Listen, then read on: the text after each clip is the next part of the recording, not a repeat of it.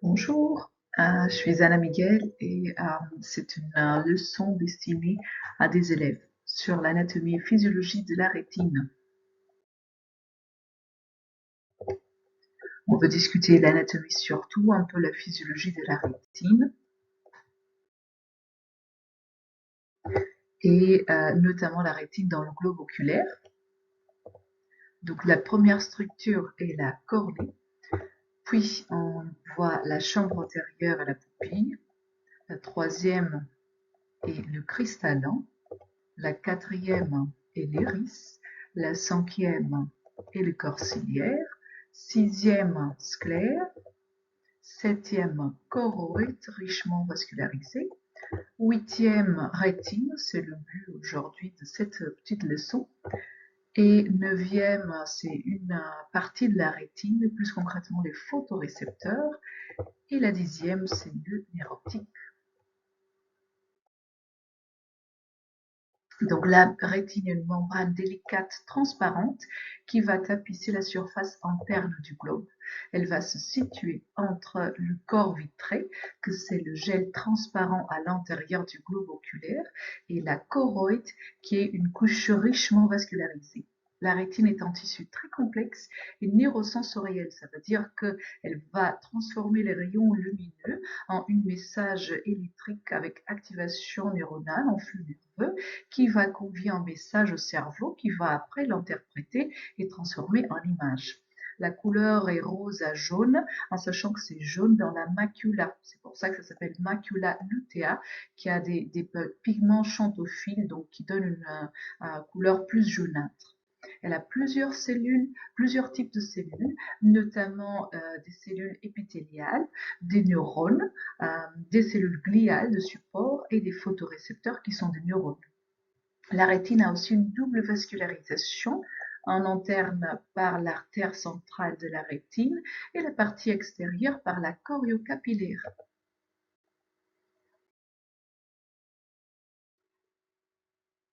Si on voit un niveau d'anatomie de la rétine, donc cette image, les légendes parlent surtout du vitré, mais c'est important pour voir la partie la plus antérieure de la rétine, c'est la ora serrata, qu'on peut apercevoir ici, donc qui a des petites zones un peu plus striées, moins lisses.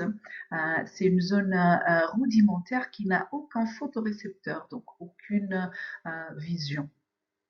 Et c'est là, par exemple, si on fait une vitrectomie, on rentre dans l'œil par l'ora serrata et comme ça, on n'aura pas de conséquences.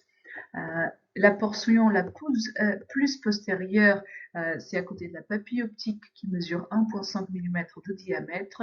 Elle a perdu toutes les couches de la rétine, sauf la couche des fibres nerveuses qui vont passer à travers l'âme criblée, comme ce qui montre l'image histologique, qui est un peu cachée par moi, mais bref. Plus interne que la rétine, vous le savez déjà, on a le vitré qui est plus adhérent à la rétine dans la papille optique et l'ora serrata. Et ça, c'est important à savoir quand on fait une chirurgie de la rétine, notamment une vitrectomie avec pelage d'une membrane épirétinienne. Le décollement de rétine, la rétine est décollée entre l'épithélium pigmentaire de la rétine qui est toujours adhérent à la choroïde et le reste de la rétine, c'est la rétine neurosensorielle. Donc dans cette image que vous voyez de déchirure de rétine qui va conditionner un décollement de rétine parce que le fluide qui est dans le corps vitré, souvent plus dans les myopes qui gagnent des petites zones plus fluides, et le fluide va rentrer et va décoller la rétine. Donc on a ici l'épithélium pigmentaire de la rétine et là tout le reste de la rétine. C'est une pathologie qui mérite une chirurgie rapide. Pour la topographie de la rétine, on a la rétine centrale, qui est le pôle postérieur de l'œil, qui mesure entre 5 à 6 mm et qui va comprendre la macula fovea aussi, que nous avons ici dans l'image. La macula, donc macula lutea, va signifier tache jaune en latin. Et je vous ai dit déjà, ça a une prédominance de pigments xanthophiles et c'est pour ça que c'est plus, ils ont dit, les latins ont dit plus jaunâtre, mais bon, plus pigmenté. Le diamètre est donc 5,5 mm et la fonction primaire, c'est la vision de détail et de couleur, la vision photopique avec beaucoup de lumière, on voit bien le détail et les couleurs. Elle est altérée dans la démêla, ça veut dire que cette zone-là qui est la plus importante de la vision, c'est la zone qui va être perdue quand on a une démêla. Donc ça c'est la vision normale et quand on a une démêla, on n'arrive pas à voir les visages des petits enfants. Fovea est une dépression centrale de la macula avec 1,85 mm et c'est la partie encore plus sensible de la rétine qui est entourée par les régions péri- et parafovéales. À savoir la zone avasculaire fovéale est une zone normale de 400 microns de diamètre. Cette image correspond en angiographie. On peut aussi faire un OCT angiographique, c'est un examen non invasif dont on fait plusieurs OCT très rapidement, habituellement 140 000 scans par seconde et qui nous permettent de voir les vaisseaux.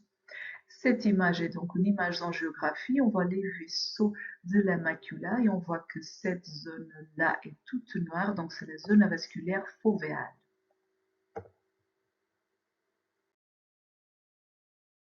Pour avoir un petit schéma, donc on voit la macula 5,5 mm, puis périfovea, puis parafovea, puis la fovea.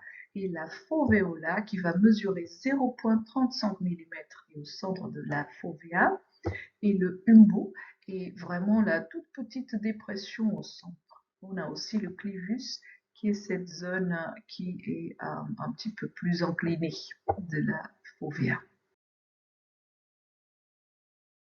Donc, on a parlé de la rétine centrale. Maintenant, on a la rétine périphérique qu'on peut voir seulement après dilatation de la pupille. Donc, périphérie proche qui s'étend sur 1,5 mm, périphérie moyenne, périphérie éloignée et extrême périphérie. L'orthoptie, c'est fondamental. Ce leçon est destiné à des élèves d'orthoptie.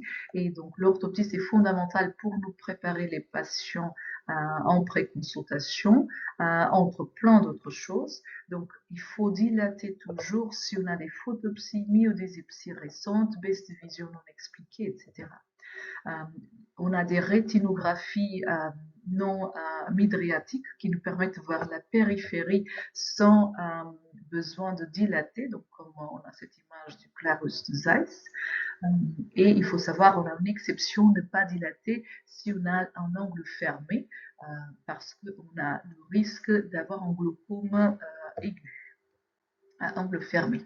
Donc, si on a des doutes à dilater, notamment des patients jamais opérés de cataracte et des patients hypermétropes, il faut demander à l'ophtalmologiste de faire une gonioscopie et seulement après, on pourra dilater.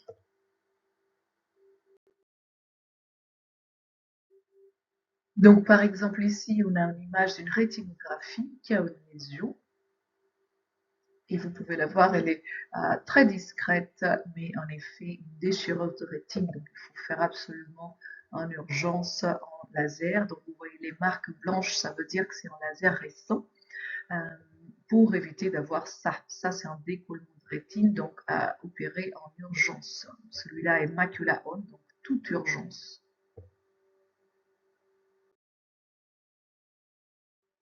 Pour l'histologie de la rétine, nous avons 10 couches.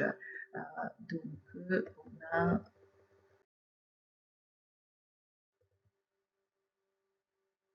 si on voit l'œil ici, un petit schéma de l'œil, la lumière va rentrer par la pupille et va toucher la rétine et la stimuler.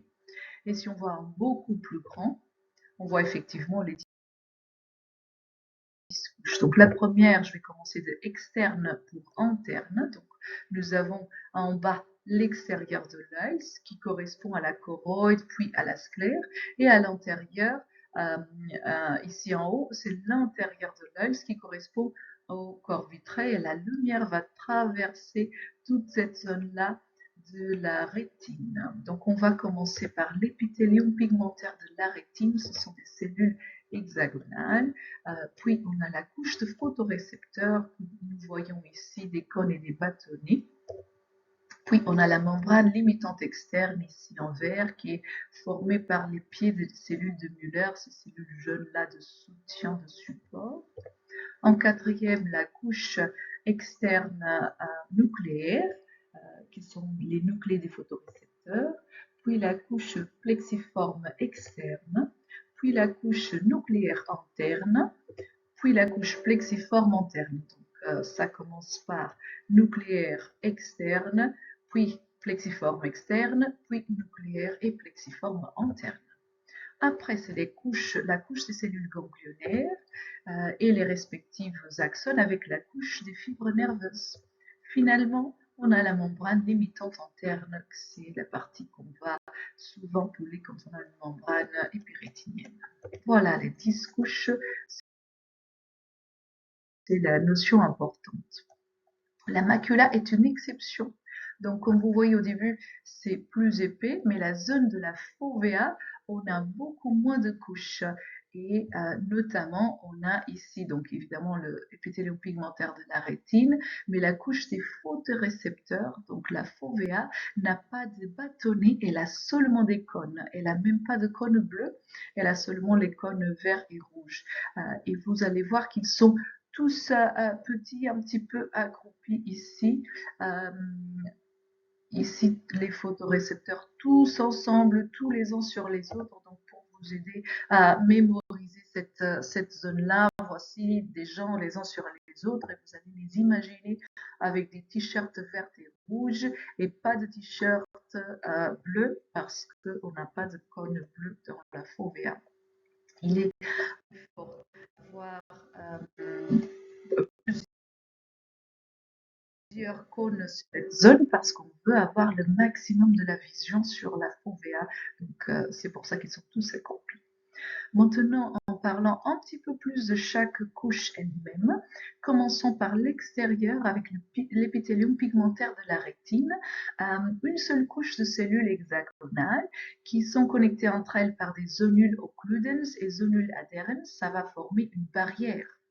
Elles ont des mélanosomes avec du pigment et l'hypofluxine. C'est très adhérent à la choroïde et moins adhérent au reste de la rétine. Et c'est pour ça les décollements de rétine, c'est entre la couche de l'épithélium pigmentaire de la rétine et le reste de la rétine. Plusieurs fonctions, donc l'épithélium pigmentaire de la rétine est fondamental pour le bon fonctionnement de toute la rétine parce qu'il a plusieurs fonctions très importantes. Numéro 1, phagocytose et renouvellement des photorécepteurs. Vous voyez que ici les cellules ont même une forme qui va s'ouvrir pour contenir les photorécepteurs et notamment pour les bâtonner, elle va manger les parties les plus externes, les phagocytés pour ensuite les recycler. Elle va aussi recycler la vitamine A qui est importante pour le rétinal qui va être l'un des pigments importants pour la phototransduction. Donc, activité métabolique importante, aussi support méthanique, production de ces pigments dont on a parlé, barrière hémato-rétinienne externe grâce aux zonules occludens et adherens, et des propriétés optiques parce que ça va absorbe l'excès de lumière. Donc, comme vous le savez, donc la lumière va rentrer ici par la pupille, traverser le corps vitré et traverser toute la rétine. Et l'excès de lumière va être prise en charge par l'épithélium pigmentaire de la rétine. Donc, on a moins de reflets et on a une vision, une image plus nette.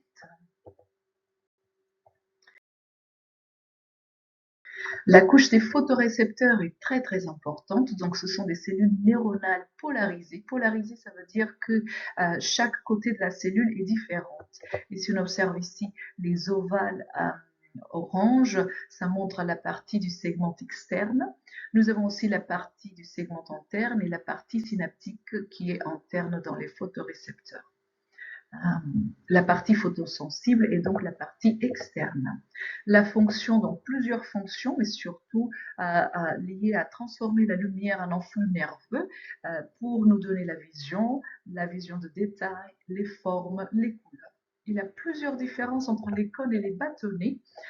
Deux images pour vous, entre plusieurs différences, mais pour vous aider à mémoriser. On va utiliser les cônes pour la vision de détail et des couleurs pour voir la jolie fille. Et on va utiliser les bâtonnets pour la vision scotopique, donc la vision avec très peu de lumière pour détecter des menaces, notamment qui rentrent des côtés, notamment en voleurs, entre autres. Donc, vision photopique qui utilise les cônes, vision scotopique dans la nuit avec absence de lumière ou presque, qui utilise les bâtonnets, et la vision mésopique avec peu de conditions de lumière, notamment au coucher de soleil, qui va utiliser les deux.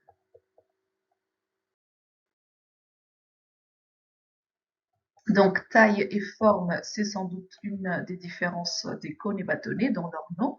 Le nombre est aussi une grande différence. Donc, nous avons plus ou moins 5 millions de cônes par opposition à plus ou moins 100 millions de bâtonnets. Et la distribution aussi. Dans la fovea, comme je vous avais dit, on n'a pas de bâtonnets puisqu'on veut juste des cônes, on veut juste une vision de détail. Et on a tellement de cônes, donc 199 000 cônes par millimètre carré. Sensibilité à la lumière, donc vision photopique assurée par les cônes et scotopique assurée par les bâtonnets.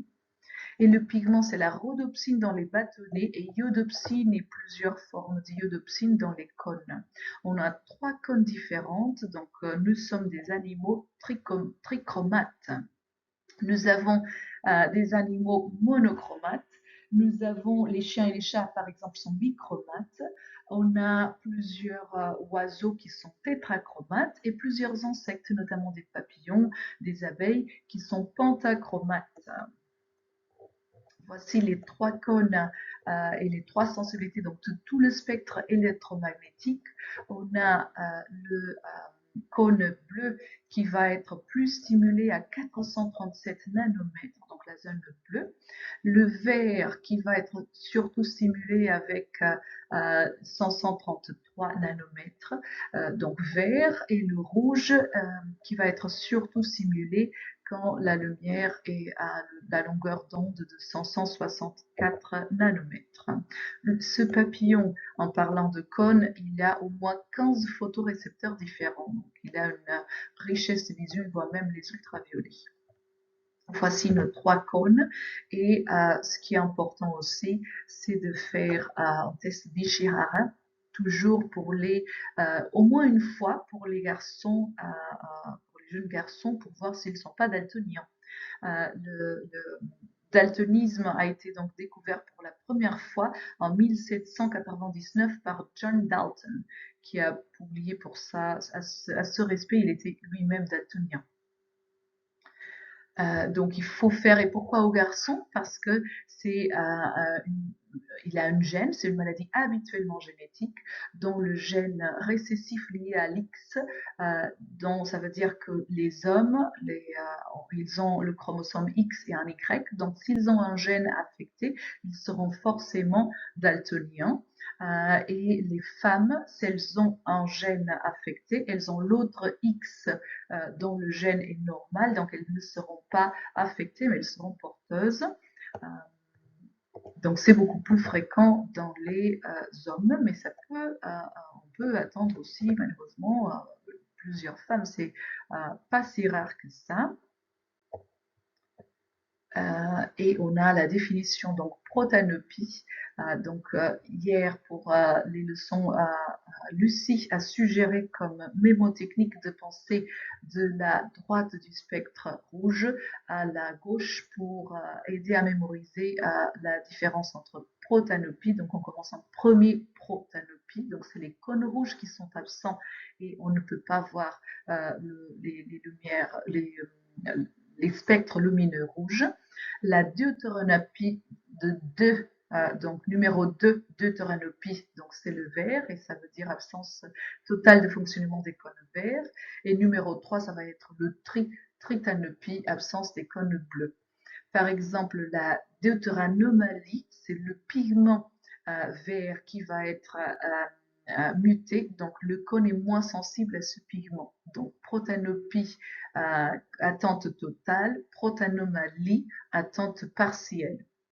On peut avoir plusieurs types daltonisme différents en même temps, donc on a un spectre encore plus complexe que celui-là, que l'image montre des couleurs perçues par les gens avec daltonisme. La chromatopsie est extrêmement rare, 1 sur 33 000. C'est l'absence de tous les cônes, donc on voit tout en noir et blanc. Et habituellement, ça s'associe à d'autres altérations comme nystagmus, une acuité visuelle de moins de 2 sur 10. Comme mémotechnique aussi, pour les 3 couleurs des cônes que nous avons, c'est le RGB, donc rouge, green en anglais, et bleu. RGB comme mémotechnique.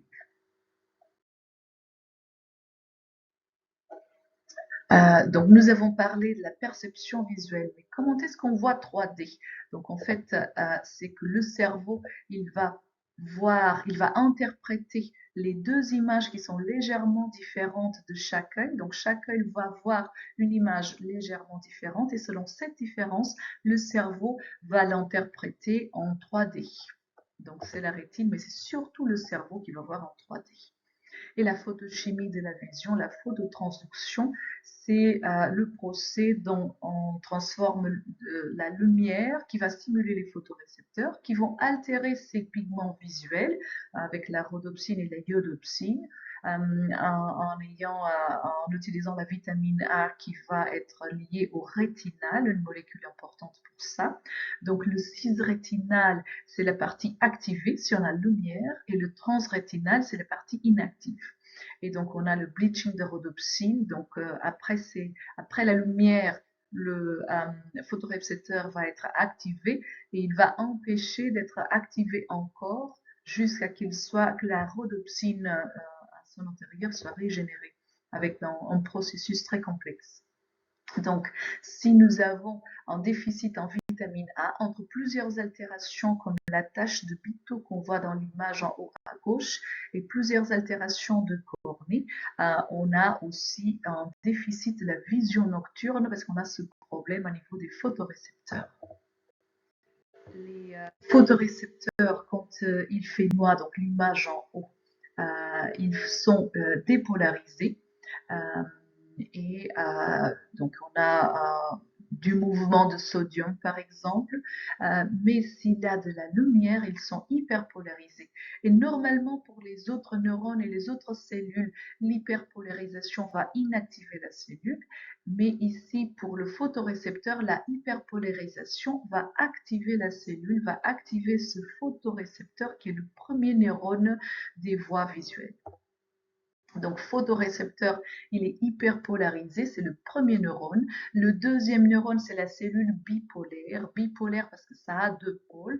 Et si on regarde ici dans l'image, la cellule bipolaire, dans l'image de l'histologie, on voit en bas qui a les formes de bâtonnet et cône, c'est le premier neurone. Et la deuxième cellule qui est en orange, qui est similaire d'un pôle et de l'autre, c'est la cellule bipolaire. Donc, deuxième neurone. Et le troisième neurone, c'est ici la petite cellule, le petit nucléus, parce que c'est une cellule très grande, elle a des axones très très longs, et on va expliquer pourquoi. C'est la cellule ganglionnaire. Donc cellule ganglionnaire, troisième neurone, quand elle est activée, elle est dépolarisée, elle va aller très loin dans le nerf optique jusqu'au corps géniculé latéral. Mais on va discuter ça dans une autre leçon dans l'avenir.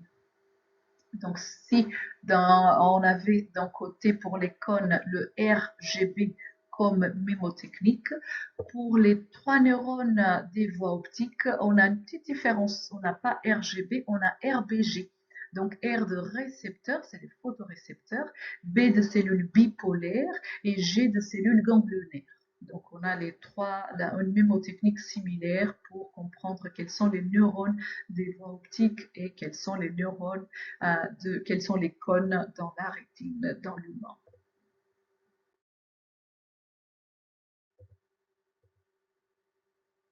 Aussi, un petit détail, que les bâtonnets, ils sont associés, qui explique pourquoi les bâtonnets sont associés à la vision scotopique. Donc, ils sont capables d'être plus sensibles à moins de lumière. Donc, en portant les bâtonnets pour voir le voleur, c'est qu'on a plusieurs bâtonnets qui vont se connecter à une seule cellule bipolaire et ça permet d'augmenter leur sensibilité à la lumière. Au contraire, les cônes, on a un cône par cellule ganglionnaire ce qui est extrêmement précis et nous permet une vision de détail énorme, mais on a besoin de lumière pour avoir cette vision de détail. Donc les cônes qui nous permettent de voir les détails, les couleurs, la gentifie dans l'exemple. Parlons maintenant de la membrane limitante externe. C'est une membrane fenestrée qui est traversée par les procédés cônes et bâtonnets. Elle est formée basiquement par les pieds de la cellule de Müller. Donc la grande cellule de support, je vous ai montré déjà, c'est la cellule de Müller. Et les pieds vont former en côté externe la membrane limitante externe et du côté interne la membrane limitante interne. Donc entre les deux pieds de la cellule de Müller. Puis la couche nucléaire externe qui est formée par les noyaux des photorécepteurs, qui est particulièrement épaisse dans la macula. C'est pour ça que la macula fait cette forme-là avec deux petites montagnes. C'est les couches des nucléaires externes qui a les couches des photorécepteurs, des cônes, parce que la macula est très riche dans les cônes pour avoir une bonne vision de détail, comme vous l'avez entendu. Couche plexiforme externe est la cinquième couche qui va être formée par toutes les synapses entre les photorécepteurs et les cellules bipolaires. Puis la couche nucléaire interne formée par les nuclés noyaux de cellules bipolaires, gliales, entre plein d'autres tissus. Elle est absente dans la fovea. Couche plexiforme interne, c'est les synapses entre les cellules bipolaires et ganglionnaires. Et ensuite, nous avons la couche des cellules ganglionnaires de la rétine, comme je vous ai dit, troisième neurone RBG, absente dans la fovea. Et donc, encore une fois, le RBG, R, premier neurone photorécepteur, R de récepteur, B, bipolaire, ou bi, vous savez que ça veut dire deux, donc deuxième neurone, et troisième neurone, c'est les cellules ganglionnaires qui vont aller ensuite au chiasme optique, etc. Nous avons plusieurs cellules ganglionnaires. Elles ont des axones très longs, comme je vous ai dit, et on a, selon leur noyau, on a le P de petit, parvocellulaire. Donc, parvo en latin veut dire petit. 80% des cellules ganglionnaires sont donc petites. Elles vont surveiller les cônes, vision de couleur et détail. Le M magnocellulaire, aussi importante dans le glaucome, on va dans d'autres leçons expliquer un petit peu pourquoi. Les autres 10%, c'est des cellules ganglionnaires W, Y, X. On a aussi les cellules on et off qui sont un peu complexes à percevoir pour des élèves, mais d'une façon générale, selon le voisin qui est stimulé ou pas, ces cellules vont se stimuler beaucoup, rapidement, ou un petit peu, ou pas du tout. Et on a des cellules qui vont avoir une synapse ou plusieurs synapses, notamment les bâtonnets qui sont liés à plusieurs cellules ganglionnaires et les cônes qui peuvent avoir juste une cellule ganglionnaire par cône. Cette couche est absente dans la fovea aussi. Finalement, neuvième et dixième couche. Donc la neuvième couche, c'est les fibres nerveuses de la rétine, c'est les axones des cellules ganglionnaires non myélinisées. Parfois dans les rétinographies, on peut avoir des cellules myélinisées, donc on voit une tache blanche, donc c'est une variation du normal, il ne faut pas s'inquiéter. L'épaisseur est de 0,5 micromètres et on a une certaine organisation, habituellement arciforme, et ça va être lié, ça va expliquer pourquoi les scotums, quand on a un glaucome, sont aussi arciformes. Et la dixième, membrane limitante interne qui est formée par les pieds des cellules de Müller, vitrées, fibres de collagène, entre plein d'autres cellules. Quand on a une chirurgie de la macula, donc voici une membrane épirétinienne, on enlève la membrane, on fait un pelage de la membrane et aussi de la membrane limitante interne. Donc c'est important à niveau chirurgical, cette on a plusieurs types de cellules, donc épithélium, cellules épithéliales pour épithélium pigmentaire de la rétine, des neurones, donc 3 qui vont faire la partie optique, donc RBG, photorécepteurs bipolaires ganglionnaires, 3 pour contrôler les précédentes. Donc, cellules horizontales, dans l'image de l'histologie, vous voyez la cellule verte, c'est des cellules horizontales qui vont transmettre du GABA, c'est un neurotransmetteur qui va faire une inhibition des cellules quand nécessaire. Cellules amacrines, qui sont des cellules de couleur beige dans la couche nucléaire interne, qui vont exactement faire une inhibition aussi des photorécepteurs des cellules ganglionnaires, quand nécessaire, et interplexiformes, donc des cellules, des neurones qui vont aussi faire une inhibition quand nécessaire et qui vont connecter la couche plexiforme interne et externe. Nous avons aussi plusieurs cellules de soutien mémorisées avec MAM, le Mueller que je vous ai parlé, une grande cellule, des astrocytes et microglia qui vont phagocyter les restes. Pour la vascularisation, on a une double vascularisation artérielle. Donc nous voyons l'image en haut qui montre la choroïde d'un côté et des vaisseaux de la cellule artérielle centrale de la rétine. Donc choriocapillaire, ça vient de la choroïde, ça va vasculariser les cellules des couches externes jusqu'aux photorécepteurs et un petit peu plus. Et toute la fovea, parce que la fovea est plus fine, donc ça arrive vers là. Et numéro 2, les artères intrarétiniennes qui vont vasculariser les couches internes de la rétine. Ça vient de l'artère centrale de la rétine qui vient elle-même de l'artère carotide interne, comme nous pouvons voir par cet exemple. Là, par cette photo-là, qui va donner des branches dont les noms sont faciles à mémoriser, nasale ou temporale, inférieure ou supérieure. Donc, on a nasale inférieure, temporale inférieure, temporale supérieure, nasale supérieure. 20% vont donner une artère cilio-rétinienne qui ne vient pas de l'artère centrale de la rétine. Et c'est donc important à savoir. Nous allons voir pourquoi, dans quel instants. Donc, ça sert à quoi de savoir tout ça?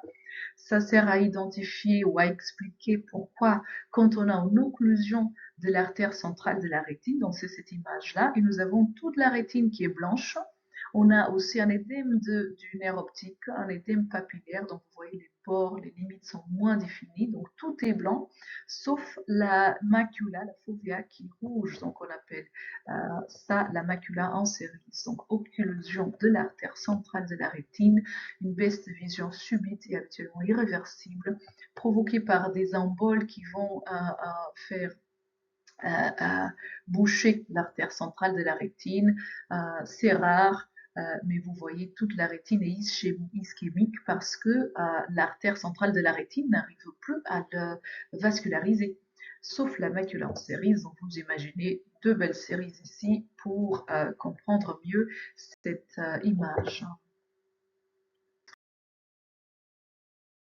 Si on a donc les 20% de variation anatomique, si on a l'artère cilio-rétinienne, on a un meilleur pronostic quand on a cette variation. Donc ici, on a tout blanc, sauf la zone correspondante à l'artère cilio-rétinienne qui va, c'est ce petit vaisseau que vous voyez, petit rouge du disque optique jusqu'à la fovea et qui permet d'avoir ce triangle de couleur normale. Voilà un petit récap de l'anatomie. Pour les veines, donc similaires, on a la veine centrale de la rétine qui va donner 4 grandes branches, temporale supérieure, temporale inférieure, nasale inférieure, nasale supérieure.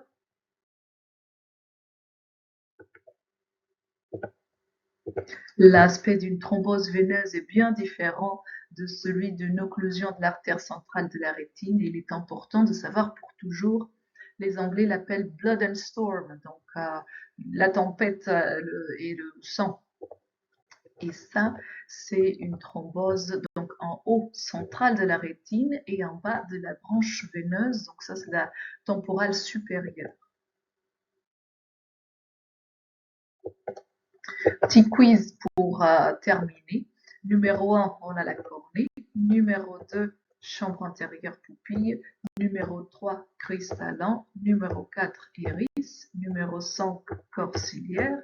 6, numéro 7, choroïde. Numéro 8, rétine. Plus concrètement, numéro 9, photorécepteur. Et numéro 10, nerf optique. On a les 10 couches, donc épithélium pigmentaire de la rétine de externe pour interne. Numéro 2, photorécepteur. Numéro 3, membrane limitante externe. Numéro 4, couche nucléaire externe, puis plexiforme externe, puis nucléaire interne, puis plexiforme interne. Après, c'est la couche des cellules ganglionnaires et les respectives couches des fibres. Et finalement, la membrane limitante interne. Petit quiz pour savoir les structures ici, il faut savoir me dire la papille optique macula fovea, d'écoulement de rétine qui se fait entre quelles couches? Épithélium pigmentaire de la rétine et le reste de la rétine neurosensorielle. Et la démêlave va affecter la macula.